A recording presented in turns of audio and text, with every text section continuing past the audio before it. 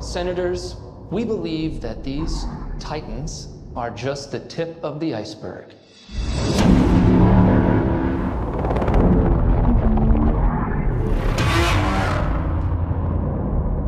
Which of these titans are here to protect us?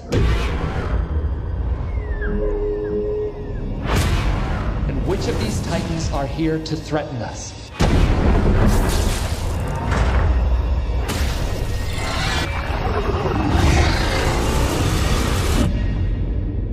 So you'd want to make Godzilla our pet? No.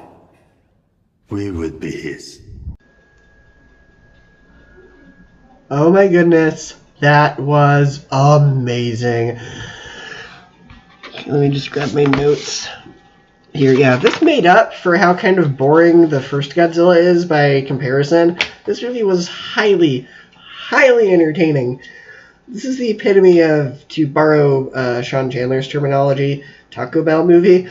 It's just fun, monsters fighting each other for 2 hours. I'm a sucker for things like that. I love, Pacific Rim and Transformers and all those things. This is just the epitome of that. I know a lot of critics were complaining that it was too much monster action. There's no such thing. For me, there's no such thing as too much with monster action. And people were saying, there's too much human element. There's not enough human element in this one. They're like, you don't go to see a movie of Godzilla for the human element. You go to see it for monsters, or monster fighting. So, but yeah, it was good. And I'm really glad, when they were, the action sequences in this movie were amazing. I got so pumped. I went Thursday night, but I went to a different theater than the one I normally go to. And I'm sad, because this theater did not have as much energy as the theater that I normally go to. Usually on Thursday nights, or Friday, or whatever, big weekend movies like that, people are, cheering and everything, but nobody else was doing that, and I didn't want to be that one guy, so I had to, quietly, internally cheer to myself. But, man, I wish there was more energy in this movie, because this was so good. Oh my goodness, it was like a live-action anime, kind of, including Godzilla going Super Saiyan at the end with the fire breath. And I enjoyed seeing, all the different monsters, the Mothra, the Rodan, I don't remember the other monsters' names, whatever that three-headed dragon thing was.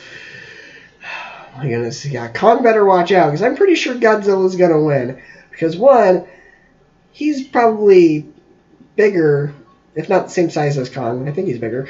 And two, he's got 5 other monsters on his side now by the end of this movie. Kong doesn't. Video editor. And see what else I liked about the movie. Okay. Now, the one issue I did have with this movie, the whole humans bad message was really forced and contrived. And it made no sense. It was oh, we're going to have the monsters fight because it's going to restore our ecosystem. The monsters are punishing us because we screwed up our world, and now they're going to exterminate us, and it's going to reset the ecosystem. What?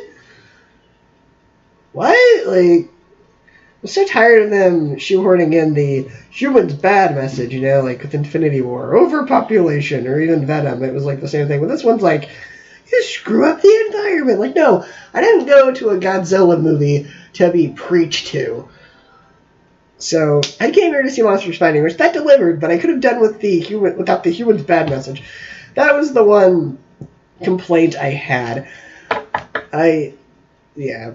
But at least the humans in this movie were actually memorable, whereas the first movie, it was I can barely remember any of the humans in that movie. At least the human characters in this movie were actually memorable.